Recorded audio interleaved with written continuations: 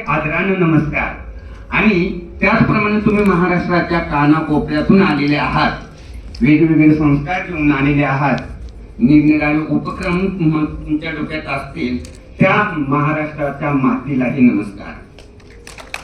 मित्रांनो, आता आज इथं अशी गंमत आहे की मला तर असं वाटतंय की सामाजिक आणि शैक्षणिक क्रांतीची सुरुवात शिक्षकांपासून जर झाली तर ती नक्कीच यशस्वी होईल.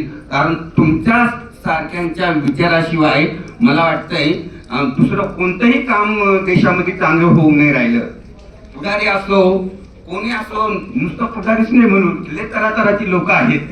त्यामुळं पण हा चांगुलपणा जतन करण्याचं काम जे तुम्ही केलेलं आहे ना, खरोखर तुमच्याबद्दल खूप मोठी आशा प्राप्त झालेली आहे.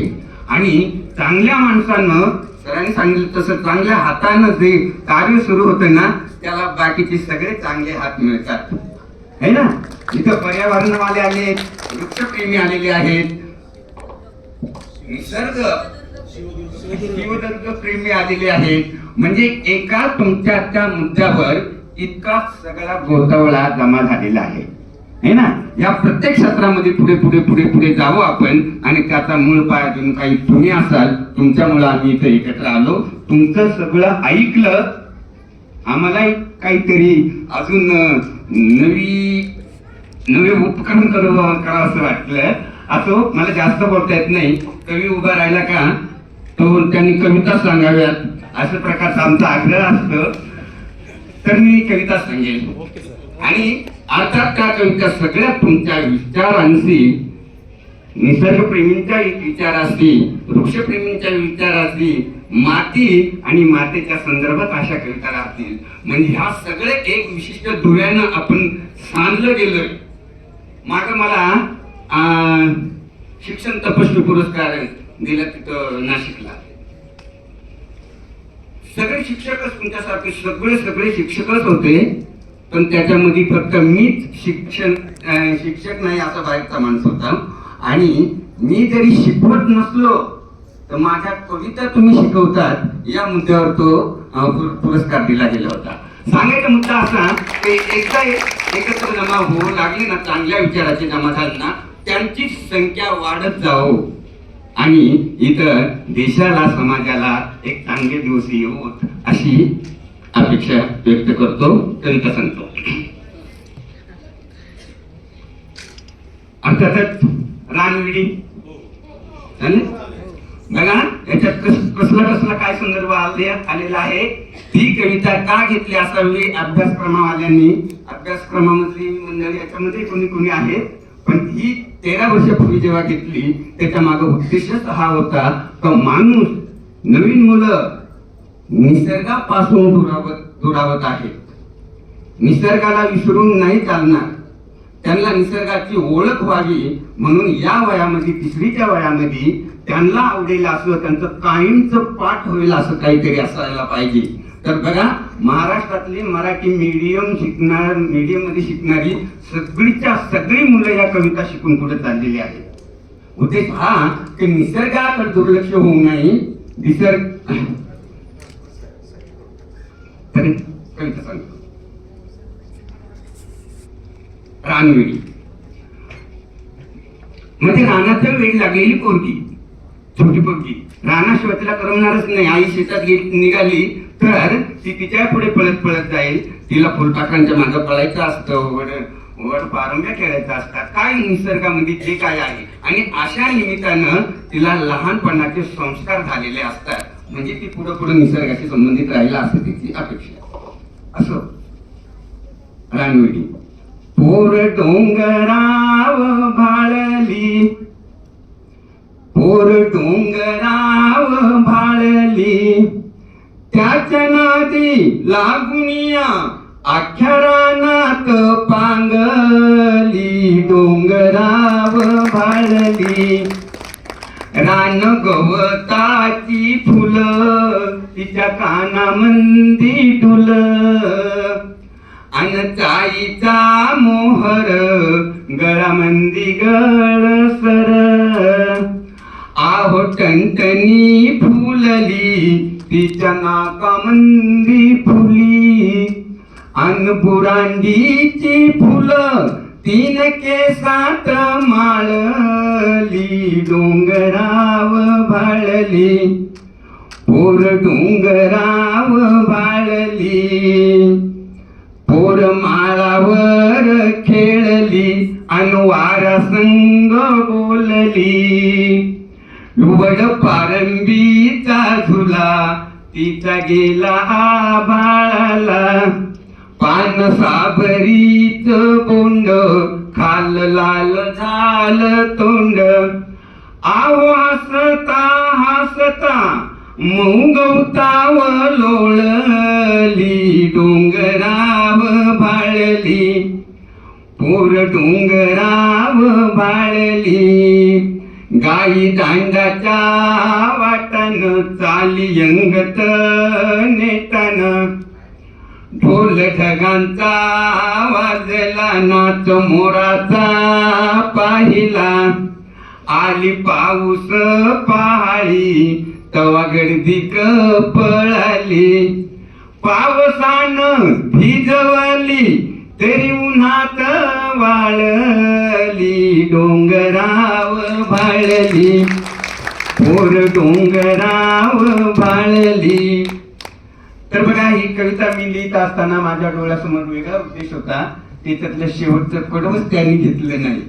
आणि कारण मला असं सांगितलं की नाही हे फक्त लहान मुलांना शुद्ध निसर्गाचं निर्मळपणे ओळख करून देण्यासाठी घेतली गेलेली कविता आहे. पण मग ते शेवटचं कडव काय होत माझ्या डोळ्यासमोर काय होतं की निसर्गाला विसरून चालणार नाही. कारण जी सांगितली का पर्यावरण समजून सांगितलं तसं त्या अर्थाचे हे शब्द आहे. आणि निसर्ग म्हटल्यावर काय काय असतं त्याच्यामध्ये हे पंचतत्व पंचमहाभूत ज्याला म्हणतो आपण पृथ्वी जल वायू आप तेज.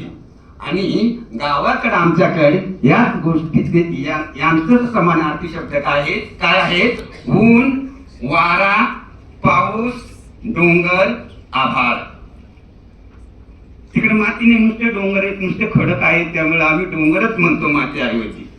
पण त्याचा अर्थ माती या पाचांची काळजी घेणं म्हणजे निसर्गाचं पूजन केल्यासारखं आहे.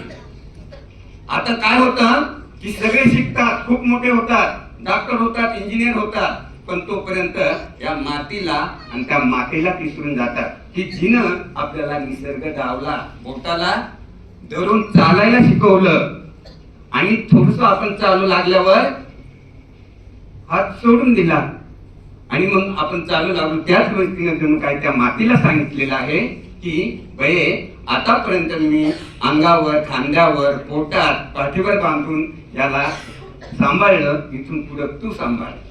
कारण तुझ्या इतकी मोठी दुसरी कोण आहे.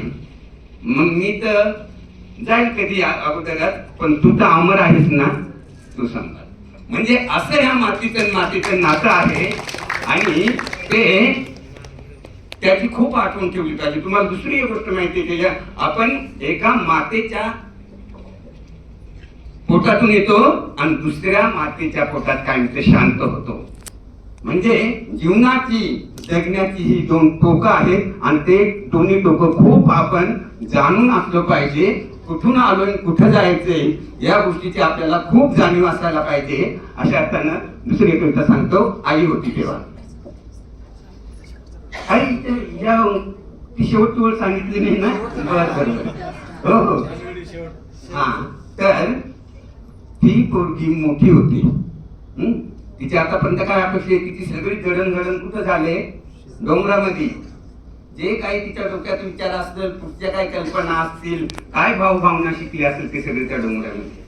आणि मग ती मोठी होते तिचं लग्न होतं आणि तिला दूर तिकडे शहरामध्ये दिलं जातं. तिचं नवरकन खूप 2-4 लाखाचा कमाईवाला असेल महिन्याचा पण तिला 5व्या मजल्यावर ठेवले आणि तिथं थांबायला सांगितले. तुला इथंच सगळं काही पुरवलं जाईल. आणि आता ते डोंगर पाहणं ते पानं फुलं आणि तो सगळा प्रकारच बंद झाला. आणि हा सर्वात मोठा विरह असतो. मातीपासूनचा विरह हा कधीही सुधारण्यासारखा नसतो. माणूस त्यांना जर विसरलं तर ते हळूहळू भरकटतच जात. तर असा तो विचार शेवटच्या ओळीमध्ये आहे. ते शब्द बघा तीच मन डोंगरात, तिला दिलं शहरात. आता गच्चीवर जाते, दूर डोंगर न्याहाळते.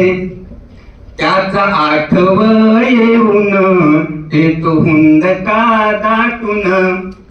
त्याला हात जोडताना दोन आसवे ढाळली डोंगरावरली. आता आई म्हटली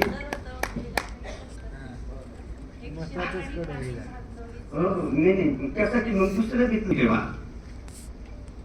मातीचा आणि मातेचा कसा संबंध आहे काय आहे बघा. त्या दोघी अशा आहेत जसं काय सख्या बहिणी आहेत का मैत्रिणी आहेत का मायलेकी काय माहित, पण एकीला विसरलो तो दुसऱ्या ऑटोमॅटिक तुटून जाते. आपण सगळं शेत ओपून टाकलं आणि आईला घेऊन तिकडे शहरात गेलो ती राहील का तिकडं? नाही राहणार. गावाला जाईल त्या विकलेल्या शेताच्या कंपाऊंडच्या बाजूने चक्र मारत राहील आणि तिथंच कुठंतरी बसेल आणि तिथंच दिवस होईल. असं त्यांचं एकमेकीचं नातं आहे. आणि मग तो विचार या आई होती या कवितेमधून आले बघा. आई होती तेव्हा जातं गाणं गायचं. आई होती तेव्हा जाते गाणं गायचं. उकरामध्ये नाचताना मुसल छतापर्यंत उड्या मारायचं. अंगणात तुळस छान डुलायची. सकाळी सकाळी मोगऱ्याची फुलं फुलायची. स्वयंपाकघराची मलकट धुरकट खिडकी गोड हसायची. अंगणात चिमण्यांची थरे उतरायची. अंगणही त्यांच्यासाठी पाय पसरून ऐसपेळीत बसायचं. एखादं चुकार चिमणीचं बाळ गुरुनच टुकू टुकू आईकडे बघायचं. आईनं कौतुकाने त्याच्याकडे पाहिलं की त्याच्या पंखात बळ यायचं. खुदकन असल्यासारखं पिलू खुदकन उडायचं. आई पोटावरची झोळी पाठीवर घट्ट बांधायची. तरीही झोळीतल्या मला ती दोन्ही हाताने सावरून धरायची. अशा वेळेस वाटेतला काटाही ती हळुवारपणे बाजूला सारायची. मला कडेवर घेऊन पाण्याला जायची. पाठीवर बांधून शेतात काम करायची. मातीचं आणि मातेचं छान जमायचं. दिवसभर त्या एकमेकीशी हितगुज करायच्या.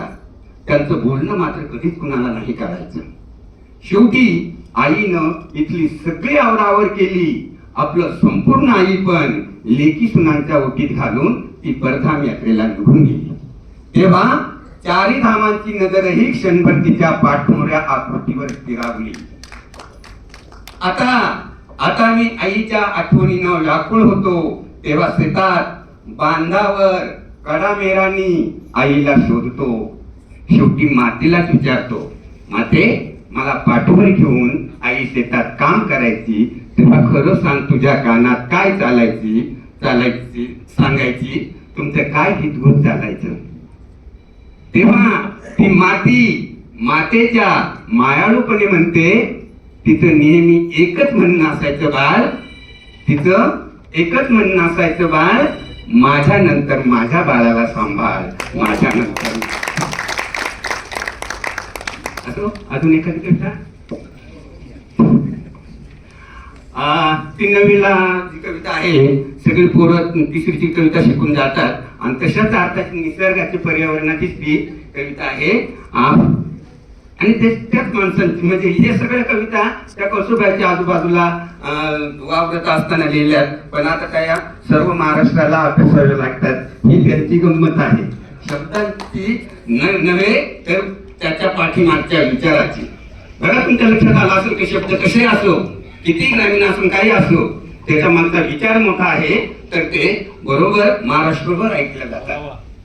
मी चंद्रपूरला वगैरे गेलो ना, याच भाषेच तिकडे सांगतो. सुरुवातीला गेलो तो म्हटलं यांना कसं काय समजेल बाबा. त्यांनी सांगितलं सर तुमचे जरी काही शब्द नाही समजले ना, पण त्याच्या मागचा विचार बरोबर समजत कविता आम्हाला समजते. अशा अर्थात काय आहे विचार महत्वाचा आहे. शब्दाला फार तर आपण ते विनिमयाचं साधन म्हणू. शब्द ब्रह्म म्हणतोय का बाजूला आपण असो, पण त्याच्या मागे कोणता विचार आहे ते स्पष्ट झाल्याशिवाय नुसत्या शब्दांचा पसारा काय कामाचा आहे, है की नाही. तर शब्द हे विनिमयाचं साधन आहे. हा विचार पुढच्या डोक्यात टाकण्यासाठी आणि त्याला बरोबर समजून देण्यासाठी. असं समजू शब्दांना जर ऐरावत समजलो आपण, ऐरावत म्हणजे सजवलेला हात, शब्दांना जर ऐरावत समजलो तर त्या हत्तीच्या पाठीवर असणाऱ्या अंबारीत बसलेल्या चक्रवर्ती सम्राटासारखे असतात विचार, आणि तो विचार असल्याशिवाय त्या हत्तीला शोभा नाही, त्या शब्दांना शोभा नाही, अशी गोष्ट होईल. असं कविता सांगतात. म्हणजे नवीच्या पुस्तकामधली कविता. आम्ही डोंगर राजाची पोर कळसुआईची, आम्ही उघडी बोडकी बाळ परवरा माईची, घेऊ हाताव भाकर वर भाजीला भोकर, खाऊ खडकाव बसून देऊ खुशीत ढेकर. आम्ही वाघाच्या लवणाचे, आम्ही वांदार नळीचे, गाव वहळ पल्लाड आम्ही उंबर माळीचे, खिळटेकडी भोवती पळू वाऱ्याच्या संगती, वर पांघरू आभाळ लोळू पुरतुनी वरती, डोळे आभाळ पेलीत चालू शिवाच्या चालीत, हिंदू झाडा कड्यांवरी बोलू पक्ष्यांच्या बोलीत, बसू सूर्यावर उसून पहू चंद्राक हसून, बोलू बाजती किंड्यासी नाचू घोंगडी निसून, आम्ही सशाच्या एगान जाऊ डोंगर यंगून, हात लावून गगना येऊ चांदण्या घेऊन, येऊ चांदण्या घेऊन. पर्यावरणाच्या संदर्भातली, भूगोलाच्या संदर्भातली त्या कवितेचं नावच मुळात भूगोल आहे. संदर्भ काय सांगत बसत नाही तुम्हाला. आता खूप सगळ्या कविता समजू लागल्या, एकदा भाषा समजली, त्याच्या मागचा विचार समजला, हे निसर्गाच्या संदर्भात आहे एवढं कळतं, बरोबर समजत जातं. त्यासाठी त्या सांगण्यामध्ये जास्त वेळ घालवण्यात अर्थ नाही.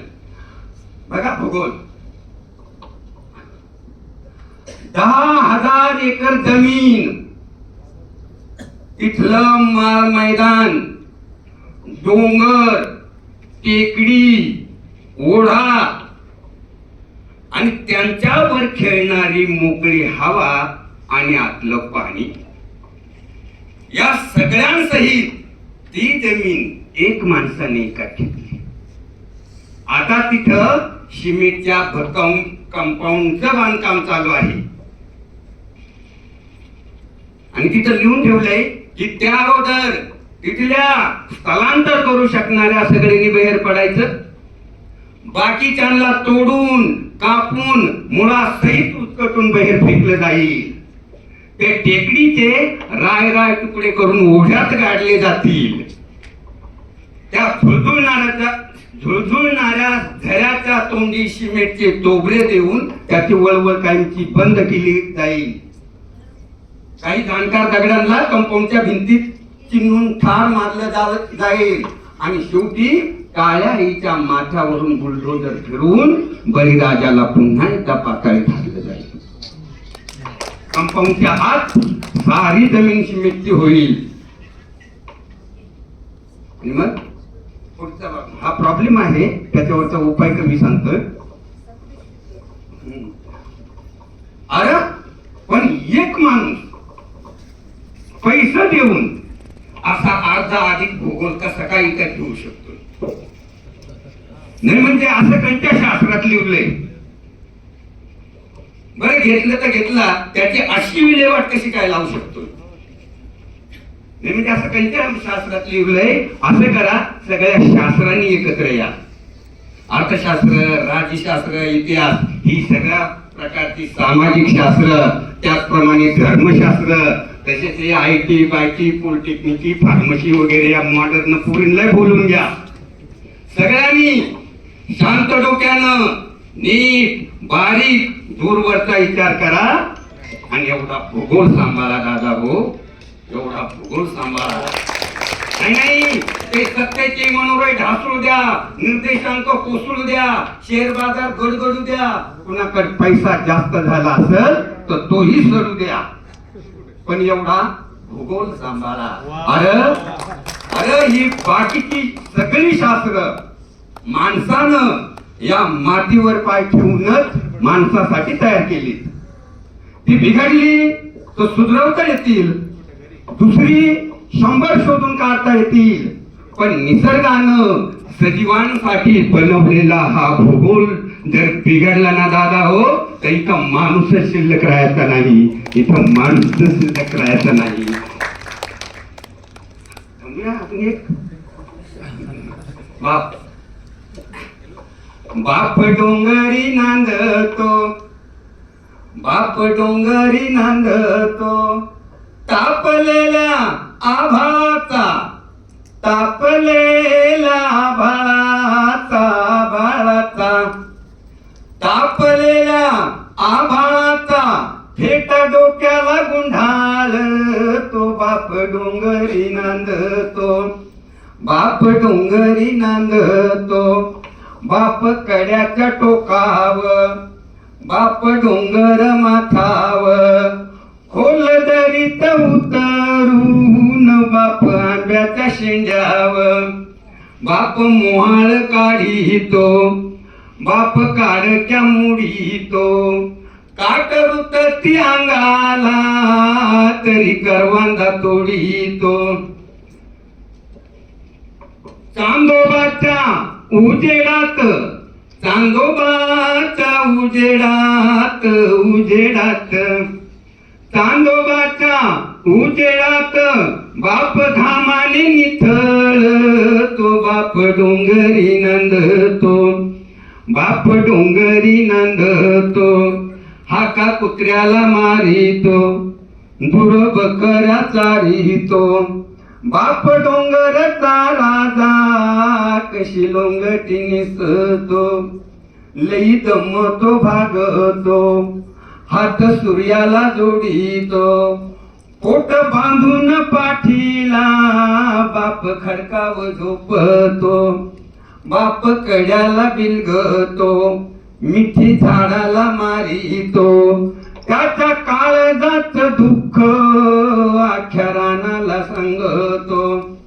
नाही पैशाची गाठ भेट, नाही पैशाची गाठ भेट, गाठ भेट, नाही पैशाची गाठ भेट, बाप चांदण्या मोजितो, बाप डोंगरी नांदतो, बाप डोंगरी नांदतो. थांबूया.